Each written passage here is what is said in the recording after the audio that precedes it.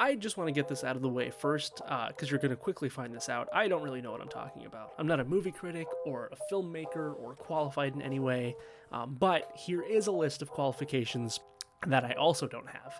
I just like to talk about movies. What did you say? I don't want to tell you. You just hurt me some more. It's finally summertime, and what better way to spend the season of warmth, sunlight, beach days, and barbecues than by curling up inside a nice air-conditioned room and watching summer blockbusters.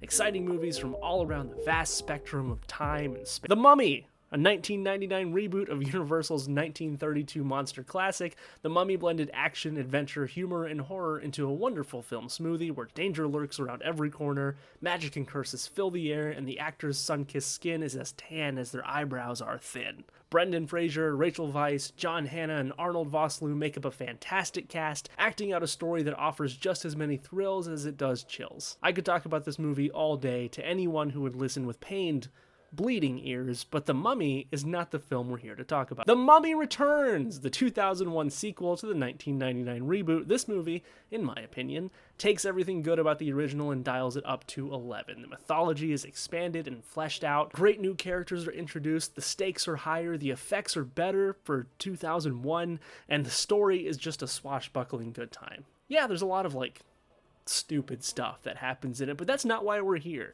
We're not here to lambaste or criticize, yell at a camera, or whine about lore. No, we are here to enjoy a piece of media for existing. So open up those curtains, let the summer sun in, crank up the AC, pour yourself a drink, and let's just talk about a movie.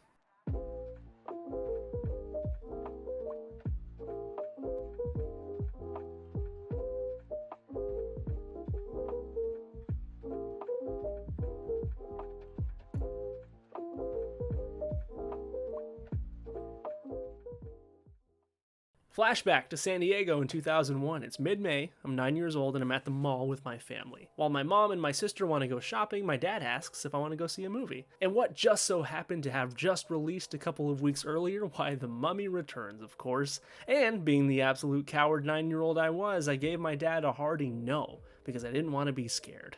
You're not exactly catching me at my best. Oh, I'm sure I am. Eventually, I warmed up to it, and by God, I now love everything The Mummy. I love the movies, the ride, the t-shirts, the soundtrack. I'm not really a fan of the Tom Cruise one, but everything else I'm here for. Everyone's got a comfort movie, and while I love the original, my comfort movie is The Mummy Returns. It's been years since Rick O'Connell, Evie Hammond, and her brother Jonathan saved the world from the evil Imhotep, a high priest from ancient Egypt who was resurrected as a living mummy after the opening of his sarcophagus, and a little ditty from the Book of the Dead, triggered a curse in which he was not only granted immortality, but also powerful supernatural abilities. Yeah. A curse on who? Oh, like I've never heard that before! Imhotep was on a quest to resurrect his long-lost love, Anck-su-Namun, by sacrificing Evie's mortal body, setting off a plethora of biblical plagues along the way, until his defeat at the hands of the magic he wielded so callously.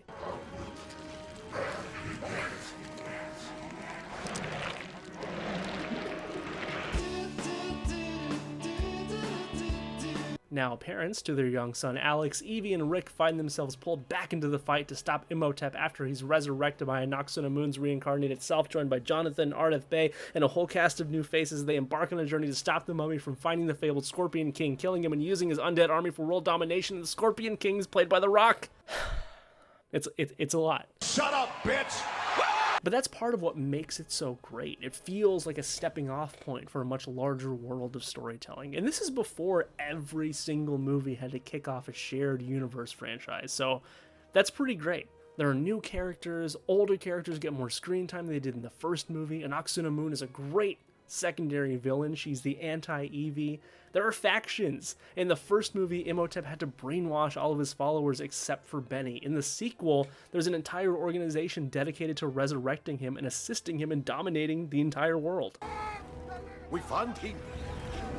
Other supernatural enemies are introduced. The Scorpion King is an immortal warrior who made a Faustian deal with Anubis in exchange for being able to wage a campaign of war and conquer Egypt, only to be tricked once his war was ended and turned into a giant scorpion man. And like I said before, yeah, there are a lot of dumb things that happen. Why does Rick suddenly have a retcon tattoo that wasn't there in the first movie?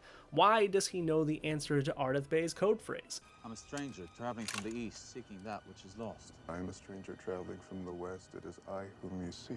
And It is true. Why is Anubis's army just a bunch of tiny Anubises? Why does Anck-su-Namun kill Evie but not attempt to kill Rick, who's the biggest threat to Imhotep? How is Rick able to outrun the sun? Who cares? It's awesome. It's such a fun summertime blockbuster that evolves from its original movie. The first one made sure to pay homage to the Mummy's horror roots, but The Mummy Returns ditches the horror altogether in favor of going full action adventure, and it works for the story that it wants to tell. And everyone commits. The actors give it their all and it shows. Brendan Fraser is such a good action hero, and he should have had the opportunities in the future to continue that niche. I mean, look at him. He's so hot. I mean, he's so good. He's so good. The whole thing comes together in this grand adventure with wonderful effects, crazy set pieces, fun and likable characters, and a plot that expands on the world and adds complexity without being too complicated. It's just fun.